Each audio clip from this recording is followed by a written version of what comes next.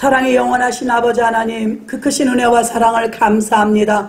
하나님은 영이시니 신령과 진정으로 예배하라고 그렇게도 말씀하셨지만 보이지 않는 하나님을 두려워하지 아니하고 보이지 않는 하나님의 말씀을 믿지 아니하므로 많은 사람들이 오만과 교만의 바벨탑을 쌓았습니다.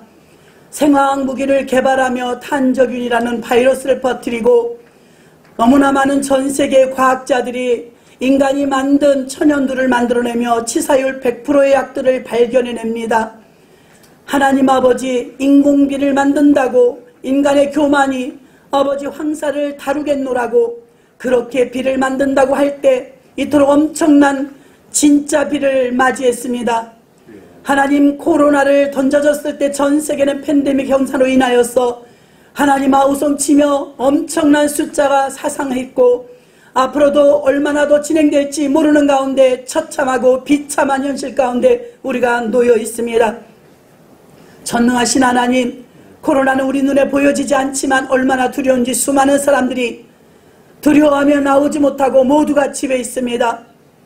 아울러서 이렇게 8.15 광복절을 맞이하여서 이 기쁨을 함께하며 늘 예배드렸지만 빈자리가 많은 가운데 있으며 곳곳마다 예배와 기도 모이는 곳에 두려워하고 많은 사람들이 모이지 못하는 가운데 있습니다. 이것은 보이지 않는 코로나의 위협 때문인 줄 믿습니다.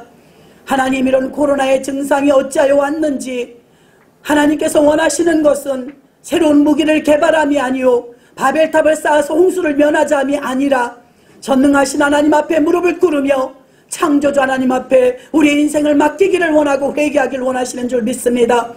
전 세계 어느 곳을 바라봐도 하나님 앞에 두려워하며 무릎을 꿇으며 하나님이 원하시는 모습으로 애타게 찾으시는 니느웨 성읍과 같은 회개의 역사가 어디에서 일어나고 있는지요.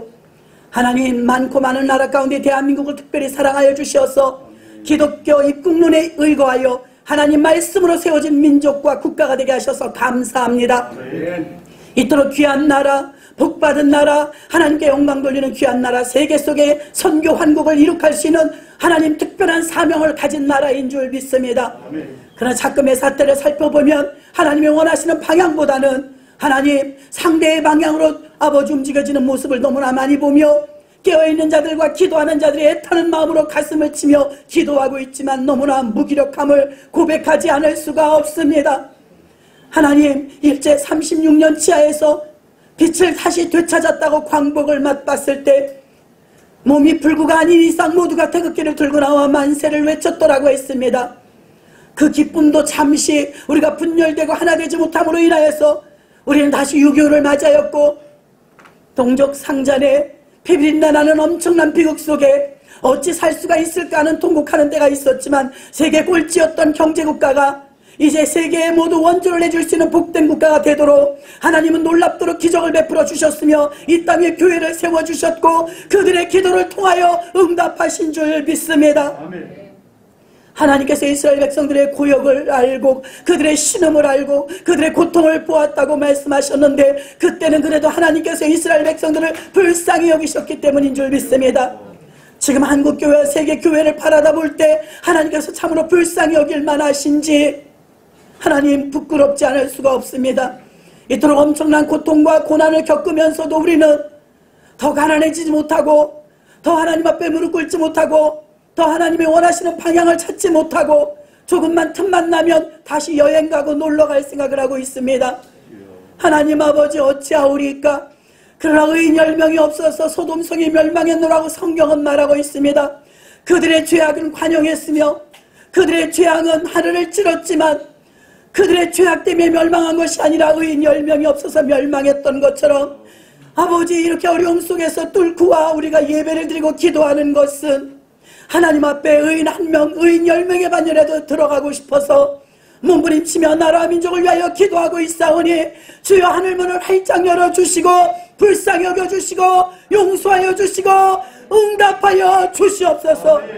코로나가 종식되게 하여 주시고 이 백성이 회개하게 하여 주시고 교회마다 깨어나게 하시고 주의 종들이 회개하게 하여 주시고 위정자들이 하나님을 두려워할 수 있도록 하나님이여 역사하여 주시옵소서. 소수의 인원들이 모였지만 하나님, 우리의 중심을 다하여 이 어려운 가운데 왔사오니 한 분도 거저 돌아가지 않게 하여 주시고, 주님 앞에 상달될 만한, 하나님의 보좌를 움직일 만한 기도가 상달될 수 있도록 인도하여 주시옵시고, 아버지, 이곳에서 드려지는 예배를 우리 하나님 목마른 가운데, 가뭄 가운데 해갈처럼 하나님 예배를 받아 주시옵소서. 예배가 자꾸 식어가고 예배가 줄어가고 성도들이 교회에 찾아오지 못하는 암담한 현실을 우리가 맞이하였습니다. 하나님, 어찌하오리까? 코로나 이전의 모습과 코로나 이후의 모습의 교회의 모습은 생태계에 많은 변화를 가져왔습니다. 목사들이 어찌하여야 주님 이 난관을 뚫고 나갈 수 있을지 우왕좌왕하며, 우리도 아버지 제대로 제 페이스를 잡지 못할 때가 얼마나 많은지 모릅니다. 아버지시여, 지혜와 명철 허락하여 주시고, 이럴 때일수록 더욱더 기본으로 돌아가 초대교회처럼, 사도행전 교회처럼 목숨의 위협을 받아도 기도하고 외쳤던 그들처럼 우리에게도 보이지 않는 하나님을 더욱더 두려워하며 보이지 않는 하나님의 위력을 믿으며 그 힘으로 강건하여지며 그 힘을 믿고 기도하는 각 교회가 되어질 수 있도록 인도하여 주옵소서. 우리 보수교단 협의회 아버지 한원교 회장님을 비롯하여서 모든 임원진들과 아버지, 한 번의 예배를 위하여 얼마나 많은 모험과 두려움과 많은 소리를 들으셨겠습니까? 그러나 오늘 예배를 강행하며 하나님 앞에 드려지는 예배가 늘 드렸던 예배기에 다니엘처럼 전과 같이 드리던 대로 드리는 이 예배를 우리 하나님 기뻐 받아 주시옵소서. 아멘. 결단코 우리의 예배를 통하여, 기도를 통하여, 말씀을 통하여 위로하시고 힘주시고 능력 주시어서 다시 한번 각자의 섬기는 교회에 돌아가 주의 영광을 위해서 쓰임받을 수 있는 우리 모두가 되게 하여 주옵소서. 아멘. 다시 한번 8.15 광복을 맞이하게 하신 하나님 감사합니다. 아멘. 이것을 결단코 잊지 말게 하시고 그 기쁨을 후대에게 물려줄 수 있도록 이 민족을 잘 지켜낼 수 있는 당대의 우리가 되게 주여 도와주옵소서. 아멘. 아브라함의 하나님, 이삭의 하나님, 야곱의 하나님, 아버지여, 다음 세대로 이어지는 신앙이 되어야 될진데 오늘날 현실은 다른 세대가 되어지고 있습니다. 하나님 용서하시고, 우리가 기억하여 말씀을 제대로 가르치지 못하여 많은 성도들이 지금 반석에 세워진 교회가 아니라 우유죽순처럼 흩어져 각자 제 길로 가고 있습니다. 하나님, 우리 모두에게 다시 한번 무릎을 꿇고 기도할 때 하늘에서 지혜와 명철을 주시고 우리의 부족한 모든 부분을 성령께서 친히 감당하여 주셔서 말할 수 없는 탄식으로 대신 간과하여 주실 줄 믿습니다. 말씀을 전하신 목사님에게 아버지의 성령의 충만함을 주시고 성령의 말하게 하심을 따라 말하실 수 있도록 인도하시고, 오늘도 예배의 시종일과 남은 순서와 절차 위에도 성령님이 친히 운행하여 주옵소서. 아멘. 모든 것을 우리 주님 의지하오며 주 예수 그리스도의 이름으로 기도합나이다. 아멘.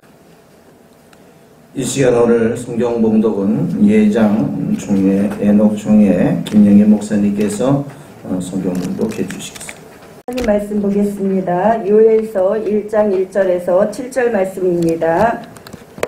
요엘서 1장 1절에서 7절 말씀입니다. 제 성경으로 1270페이지입니다. 제가 봉독해 드리도록 하겠습니다.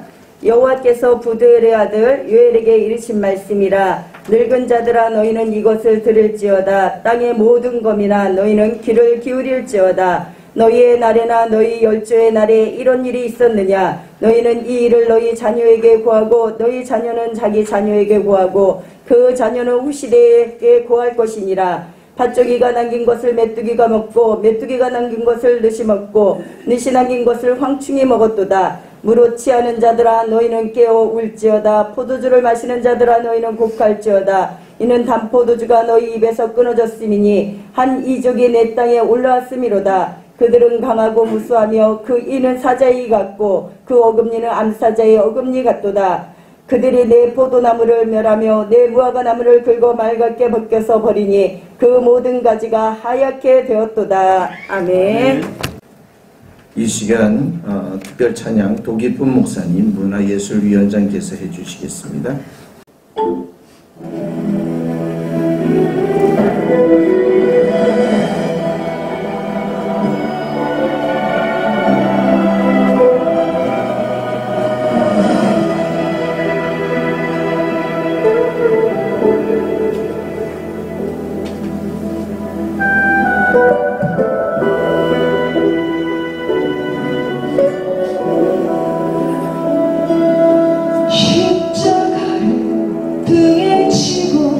병정들이 이끌려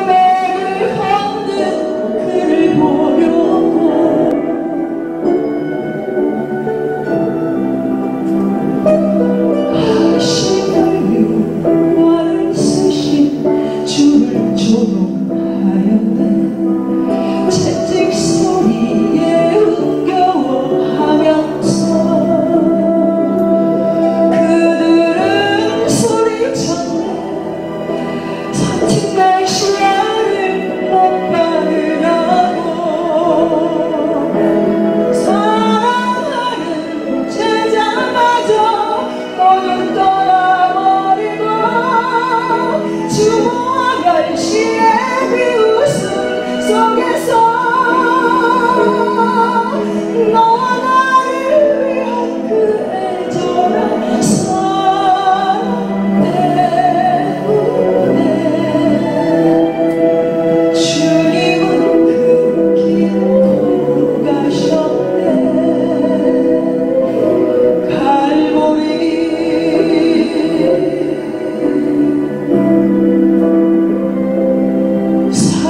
사랑들은 말을 했네. 이제 모두 끝이라고. 더 이상 기대할 수 없다고.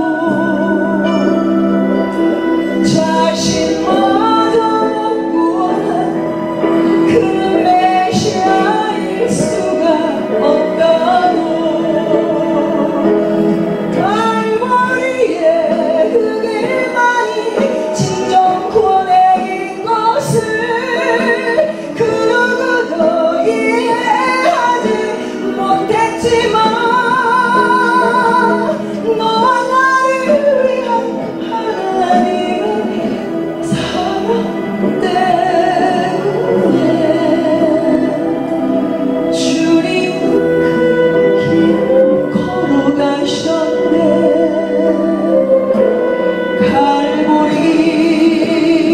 갈보리 십자가에서 흘린 보혈은 예루살렘 유다와 땅끝까지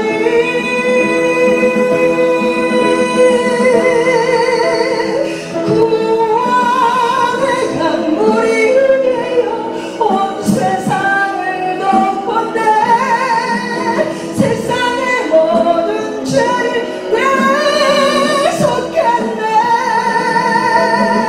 모두 미움과 조롱하며 떠났던 바로 그 길을 이제 너와 내가 가야만 하네. 생명의 대표회장 한원교 목사님께서 들을지어다 라는 제목으로 말씀 전해 주실 때 귀한 은혜 되시기 바랍니다.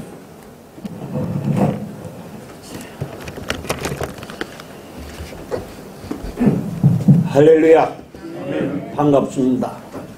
특별히 우리 도 목사님 특별 찬양 대단히 감사합니다. 우리 도 목사님은 지금 없어진 방송 TBS라는 방송의 전속 가수였어요. 양반이. 그때는 쌩쌩 잘 나가다가 한 35년 전에 복음 가수로 싹 변했어. 대단히 국내뿐만이나 국외까지 참으로 하나님 영광을 위하였었던 우리 도 목사님, 내가 20대서부터 저 양반을 봤거든요. 저 양반 20대서부터 참 세월이 많이 흘렀지요. 대단히 감사합니다. 잠시 기도하겠습니다. 고맙고 감사하신 아버지, 영광과 찬송을 드립니다. 이 좋은 날, 이 기쁜 날 우리가 하나님 앞에 예배 드리고자 합니다. 이 예배는 하나님께서 이 백성을 사랑하시고 이 백성을 긍휼히 여기시사 이 백성의 어려움과 또한 고난과 영광된 일들의 역사를 이루셔 반만년의 역사를 흐르게 하시고 주관하신 하나님께 감사를 드립니다. 오늘 이 날은 광복의 75주년을 기념하기 위하여 모인 귀한 하나님의 백성들이 하나님께 감사의 예배를 드리고자 하오니 이 예배를 기뻐 흠양하여 주시옵소서. 예수님 거룩하신 이름으로 기도드리옵나이다. 아멘. 이 시간에 여러분들에게 귀한 시 한 편을 소개해 드리려고 합니다. 이 시는 가을이 오면이라고 하는 그 주제의 시입니다. 이 시는 이혜인 시인이 쓴 시인데 잠시 소개해 드리겠습니다. 내 인생의 가을이 오면이라는 시를 마음속 깊이 새기시길 바랍니다. 내 인생의 가을이 오면 나에게 물어볼 이야기가 있습니다. 내 인생의 가을이 오면 나는 나에게 사람을 사랑했느냐고 물을 것입니다. 그때 가벼운 마음으로 말할 수 있도록 나는 지금 많은 이들을 사랑하겠습니다. 내 인생의 가을이 오면 나는 나에게 열심히 살았느냐고 물을 것입니다. 그때 자신 있게 말할 수 있도록 나는 지금 맞이하고 있는 하루하루를 최선을 다하여 살아야 하겠습니다. 내 인생의 가을이 오면 나는 나에게 사람에게 상처를 준 일이 없느냐고 물을 것입니다. 그때 얼른 대답하기 위하여 지금 나는 사람들에게 상처를 주는 말과 행동을 하지 않겠습니다. 내 인생의 가을이 오면 나는 나에게 삶이 아름다웠느냐고 물어볼 것입니다. 그때 기쁘게 대답하기 위하여 지금 나의 날들을 기쁨으로 아름답게 갖고 가겠습니다. 내 인생의 가을이 오면 나는 나에게 가족에게 부끄러움이 없었느냐고 물어볼 것입니다. 그때 반갑게 대답하기 위하여 나는 지금 좋은 가족의 일원이 되려고 내 할 일을 다하면서 가족을 사랑하고 부모님께 순종하겠습니다. 내 인생의 가을이 오면 나는 나에게 이웃과 국가를 위하여 무엇을 했느냐고 물어볼 것입니다. 그때 나는 심지어 대답하기 위하여 지금 이웃에게 관심을 갖고 좋은 사회인으로 살아가겠습니다. 내 인생의 가을이 오면 나는 나에게 어떤 열매를 얼만큼 맺었느냐고 물어볼 것입니다. 그때 자랑스럽게 대답하기 위하여 지금 나는 내 마음의 밭에 좋은 생각의 씨를 뿌려 좋은 말과 좋은 행동의 열매를 부지런히 키워가겠습니다. 가을이라고 하는 계절은 한 해의 기울어짐에 놓여있는 시간들입니다.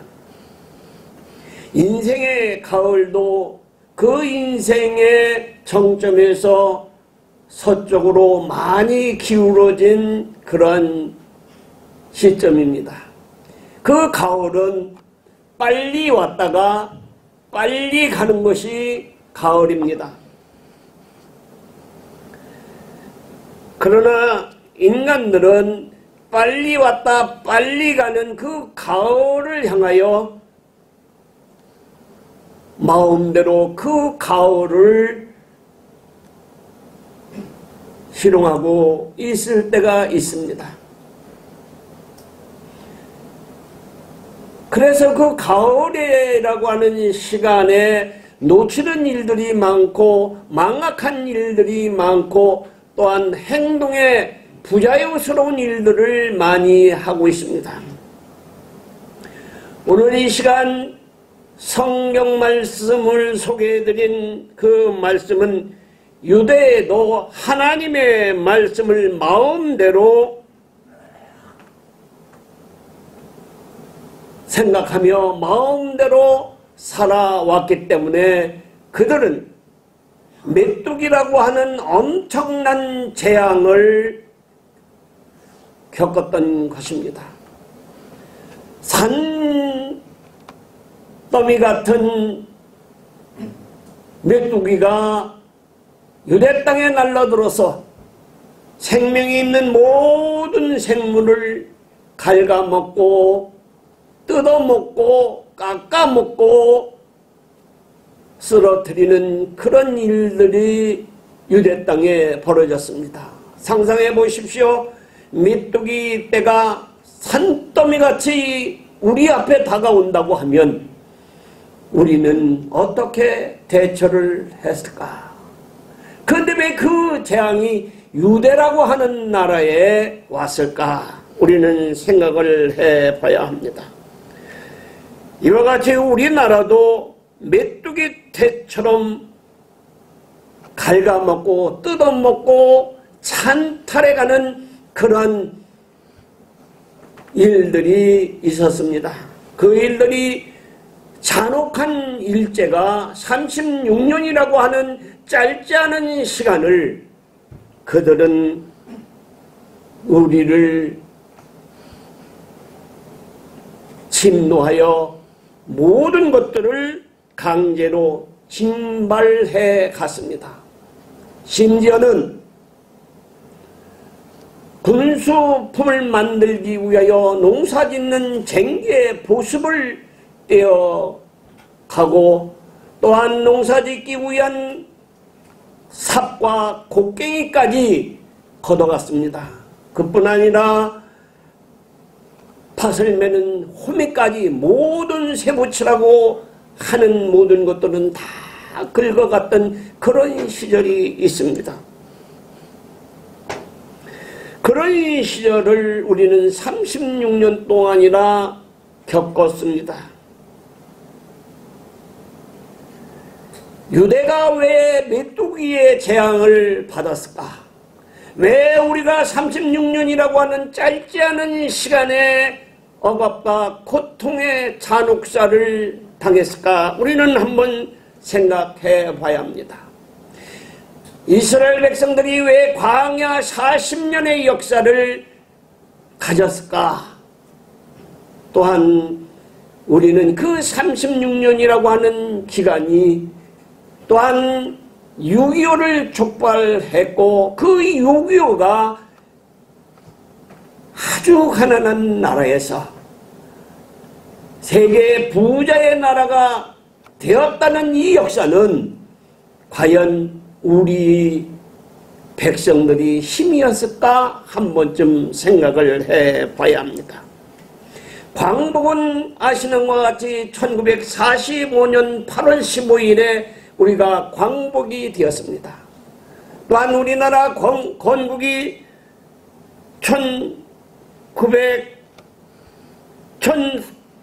1948년 8월 15일에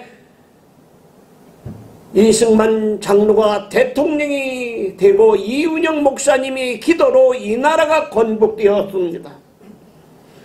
오늘 우리는 그 광복을 기쁜 마음으로 상고하면서 또한 건국 72주년을 기억하며 하나님께 예배를 드리는 중입니다. 이 시간 본문 말씀은 기원전 9세기에 남유다 요시야 왕 때 하나님의 사람 선지자 요엘을 통해서 여호와의 날 메뚜기의 재앙의 의미가 무엇인가를 우리로 하여금 생각하고 또한 그 의미가 우리에게 주는 교훈이 무언가를 한 번쯤 생각하는 시간을 가지려고 합니다. 첫째로 말씀 속에서 보면 지도자들을 향하여 외치는 말씀이 있었습니다. 2절 말씀을 우리 김정미 목사님 한번 읽어보실랍니까? 내가 눈이 안 좋아서. 김정미 목사님 오셨죠? 예. 네. 제가 갖고 있는 성경은 킹제임스 성경이라서 2절 너희 노인들아 이것을 들어라. 너희 모든 땅의 거민들아 귀를 기울이라. 이런 일이 너희 날들에나 너희 조상의 날들에라도 있었느냐. 요엘은 늙은 자들이라고 표현을 했습니다. 이 늙은 자들이라고 한 것은 장로들을 의미합니다. 장로들은 그 사회의 어른들입니다. 어른들, 그들은 최고의 지도자들을 의미합니다. 근데 그 지도자들을 향하여 외쳤습니다. 지도자들이여 정신 차려라 라고 하는 그런 말입니다. 그래서 그 무서운 재앙을 기억하고 대비하도록 지도자들은 앞서 있어야 된다라고 말씀을 하는 겁니다. 그는 들을지어다 귀를 기울일지어다라고 간절히 호소를 했습니다. 왜 그렇게 간절한 말로 지도자를 향하여 외쳤는가? 내가 생각하기에는 어느 시대든 어느 국가든 어느 단체이든 간에 지도자들은 있습니다. 그런데 그 단체나 국가나 그 흥망성쇠가 누구에게 달려있느냐면 지도자들에게 달려있습니다. 그런데 이 어느 단체든지 지도자들이 다 망가뜨리는 경우가 많습니다. 어른들이 망가뜨린다는 얘기요. 젊은이들은 까본다고 하지만 어린애다운 그런 모습이지만 어른들은 그 전체를 뒤집어 버리는 경우도 있습니다. 그래서 어른들에게 경고를 하는 겁니다. 메뚜기의 재앙이 왜 일어났는가에 대하여 깊이 생각을 해보라고 하는 겁니다. 에어도 기본이라고 하는 사람은 그가 쓴 제국의 세망사라고 하는 책이 있는데 그것을 저는 한번 읽어본 기억이 있습니다. 로마가 마지막 20년 되는 해에 황제가 9명이 바뀌었답니다. 망할 마지막 20년에 황제가 9명이 바뀌었다. 그 황제들이 싫어서 내려왔겠습니까? 그것은 지도자들이 서로 싸우고 서로 박치기 하다가 황제를 세웠다 내렸다 세웠다 내렸다 9번이나 하는 바람에 이 로마라고 하는 찬란한 역사가 무너지고 말았습니다. 그는 참으로 어처구니 없는 역사를 그린 것들이 바로 지도자들입니다.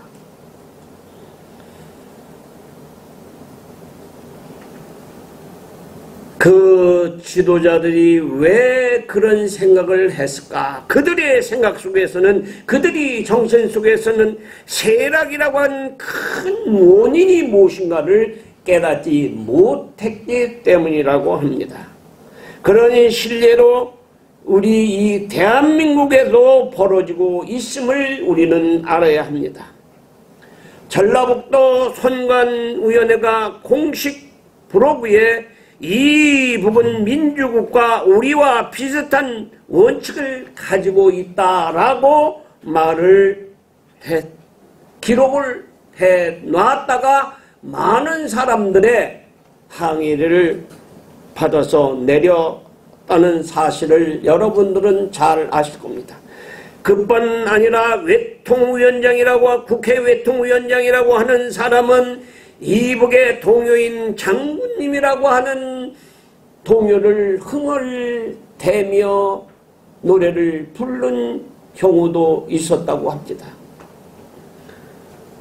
뿐만 아니라 외교부 안보특보라는 사람은 우리가 120억을 들여서 남북 연락 사무소를 지었는데 그것을 그들이 폭발을 한 것을 우리는 잘 압니다. 그런데 그 안보특보라고 하는 사람이 말하기를 그것은 이북 영토에서 일어난 일이기 때문에 결코 그 일은 도발이 아니다라고 말을 했다고 합니다. 사랑하는 동역자 여러분, 로마가 망한 것만 우리는 기억하지 말고 이 나라가 앞으로 어떻게 되어질 것인가를 지도자 되는 우리 목회자들은 한 번쯤 생각을 해봐야 합니다.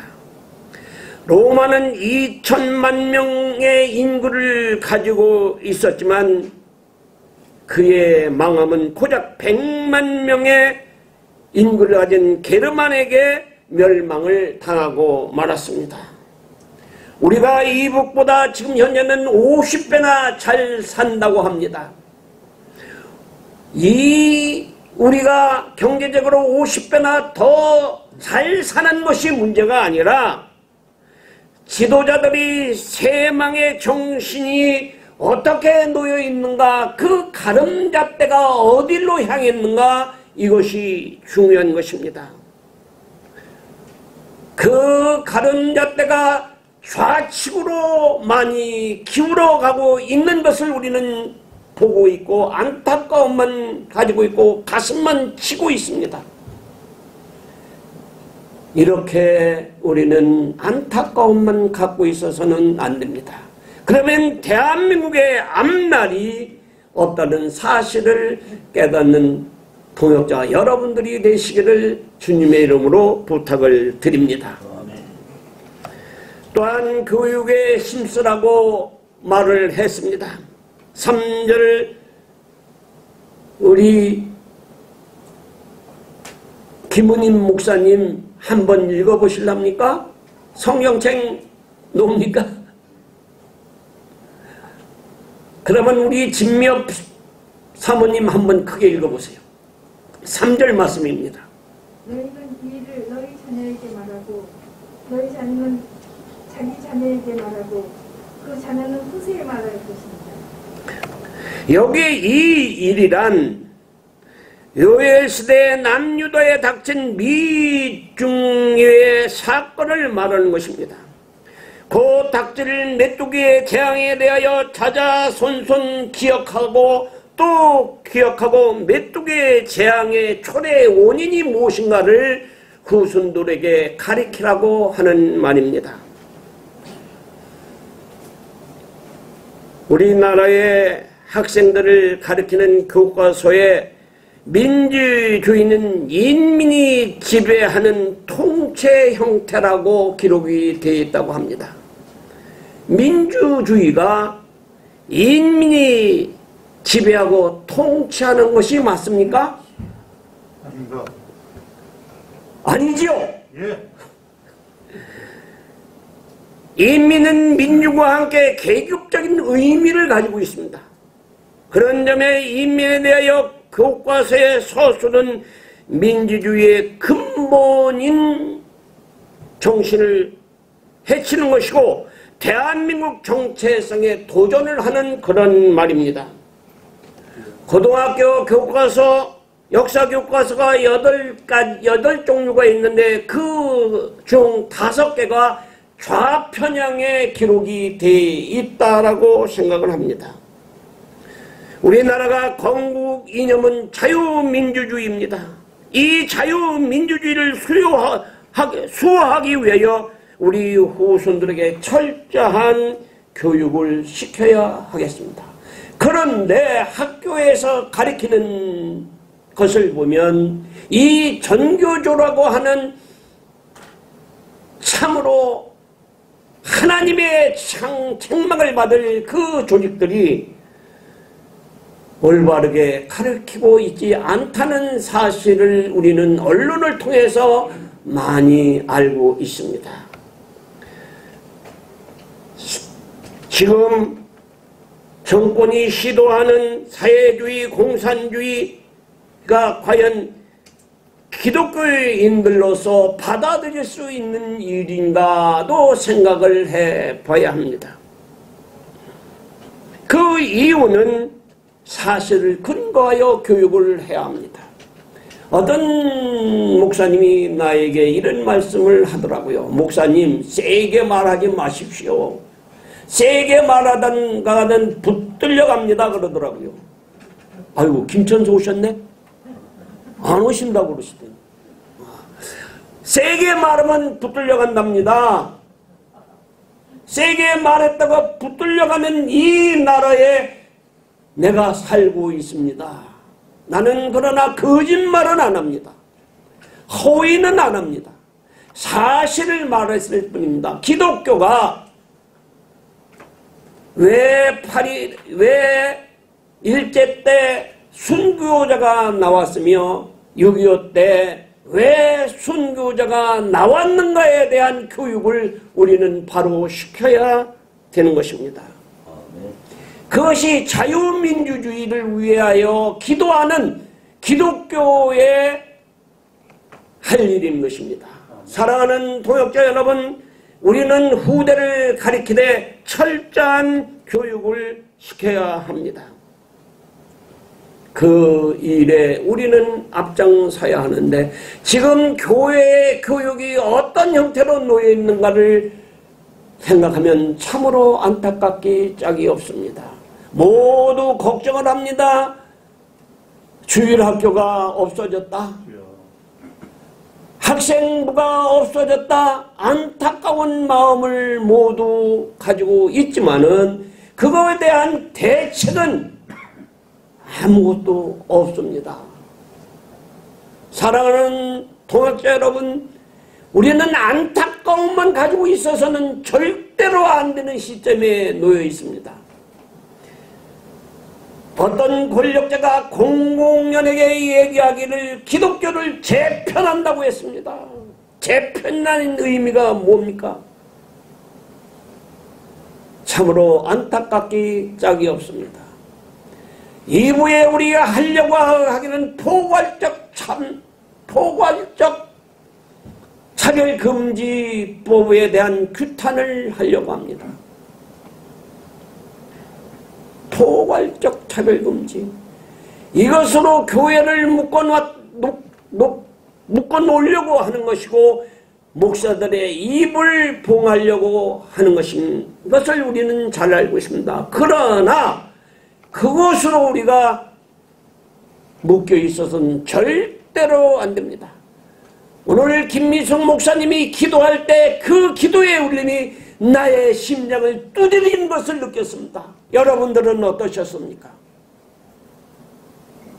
우리는 이렇게 모여서 예배하는 것이 중요한 것이 아니라 이 날을 통해서 우리가 깨닫고 하나님께 영광을 드리는 것도 중요하거든 우리가 할 일이 있기 때문에 오늘 이렇게 모인 것입니다. 김천에서도 왔고 충주에서도 왔고 대전에서도 왔고 대구에서도 왔고 많은 분들이 모였습니다. 왜 모였습니까?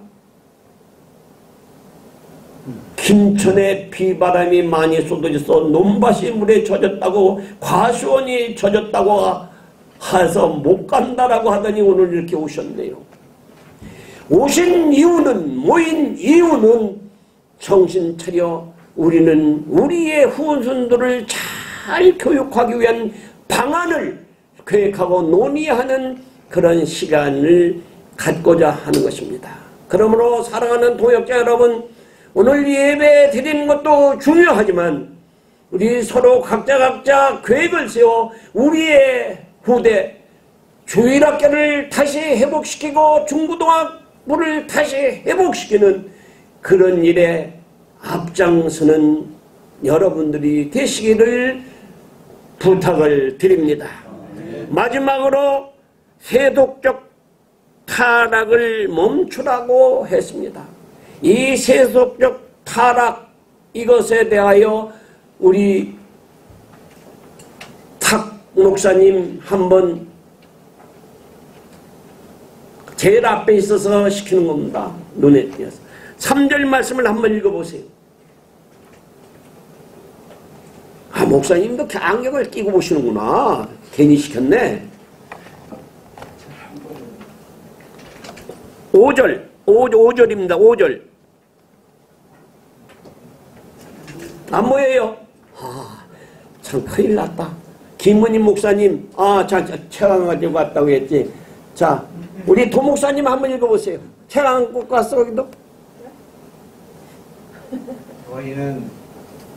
너희는 이 일을 너희 자녀에게 말하고 너희 자녀는 자기 자녀에게 말하고 그 자녀는 후세에 말할 것입니다. 5절인데 5절. 하는 자들아 너희는 깨어 울지어다. 포도주를 마시는 자들아 너희는 울지어다. 이는 단 포도주가 너희 입에서 끊어졌음이니. 아멘. 자, 본문 말씀의 술의 의미는 세속적인 쾌락의 의미와 같은 말입니다. 여러분들 술 먹어보신 경험 많지요? 뭐 한때는 젊어서는 술 먹는 양이 자랑거리가 되던 그런 때도 있었습니다. 그러나 왜 우리 집사람이 이래? 내가 뭐 술 먹었다고 자랑할까봐 그 소리 하지 말라고 지금 그러는 거지? 알겠어, 안 할게. 여기서 뒤에서 이러네. 자오지간에 이 술이라고 하는 것은 세속적인 쾌락을 위해서 먹는 겁니다.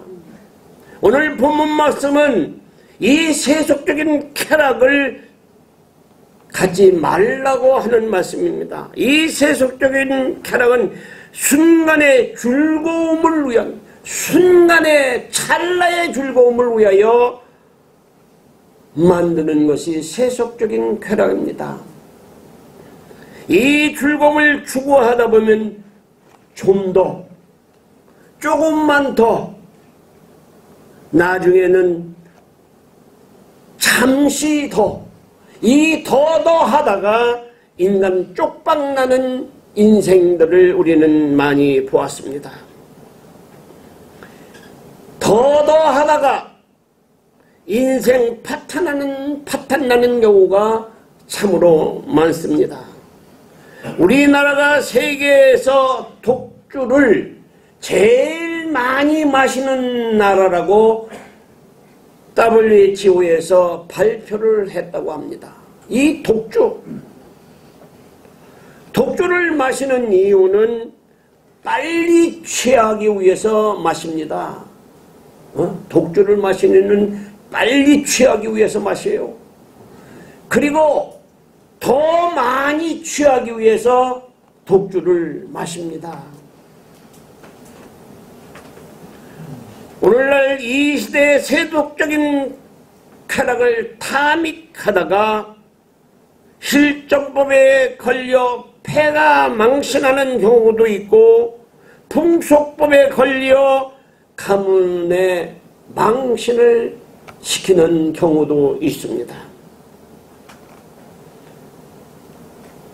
우리가 참으로 안타까워했던 일들은 서울시라고 하는 것은 우리나라에서만 중요한 지역이 아닙니다. 세계적인 도시가 서울입니다. 이 서울의 수장이라고 하는 사람이 세속적인 쾌락을 즐기다가 목숨을 끊어버린 경우도 우리는 잘 알고 있습니다.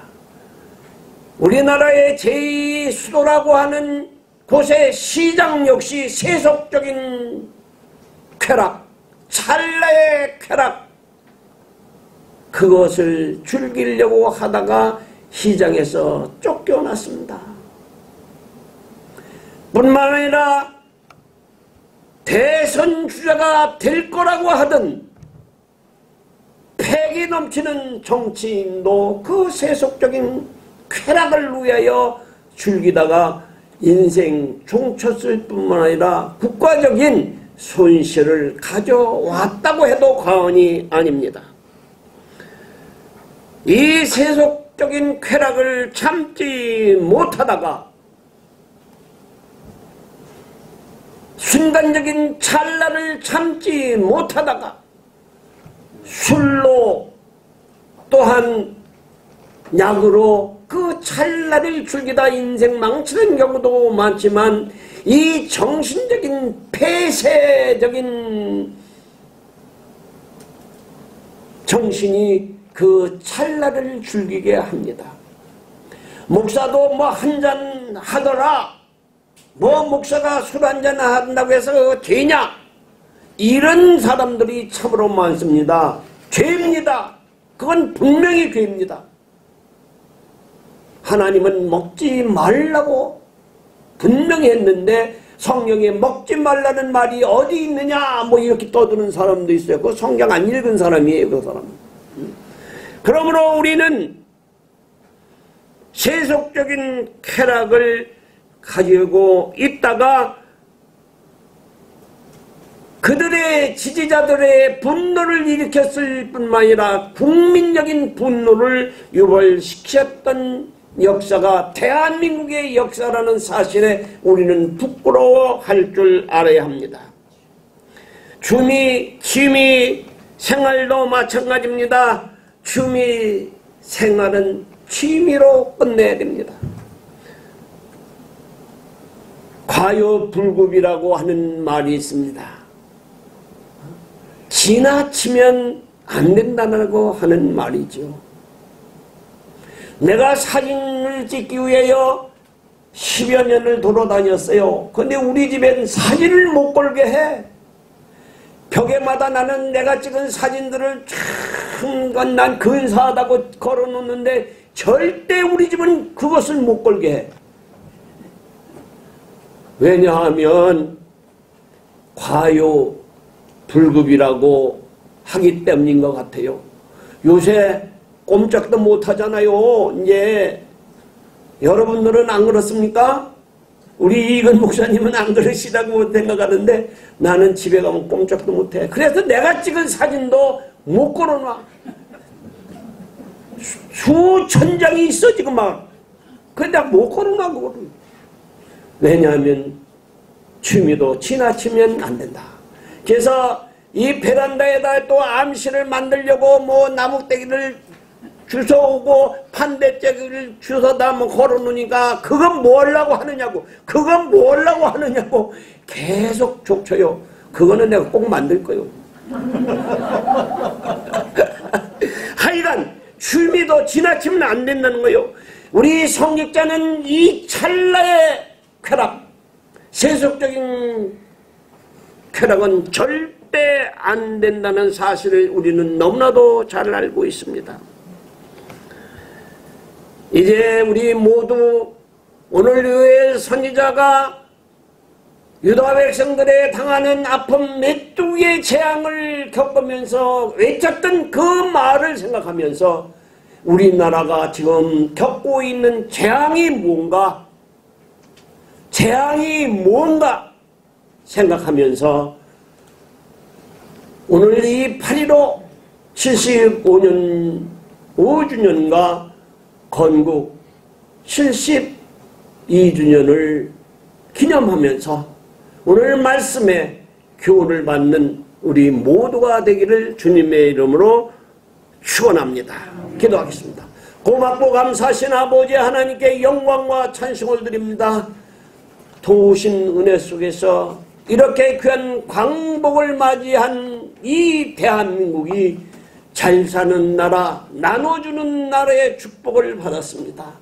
기억하여 주셔서 자자손손 대대의 이 축복이 이 땅에 넘치게 하여 주시옵소서.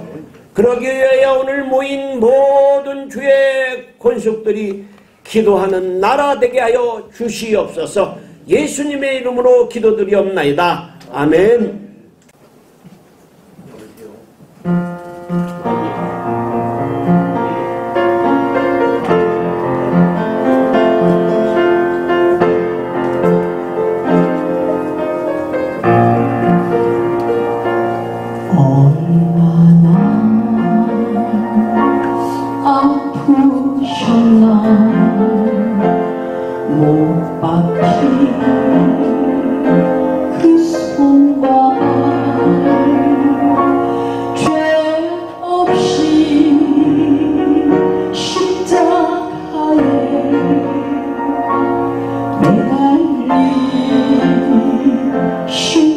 예수님 아무 땅도 조금 돋아오고 해조차 힘을 잃고 온누리 빛이 차네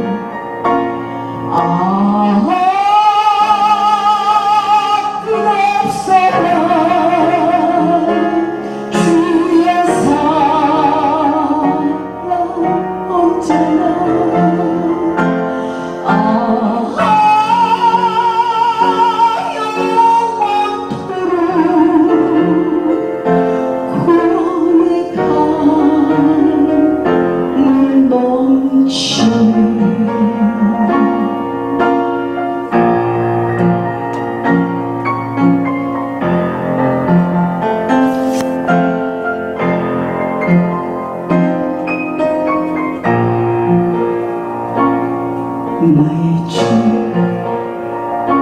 너의 주 우리의 모든 죄를 모두 다 사하시려 십자가 달리신 주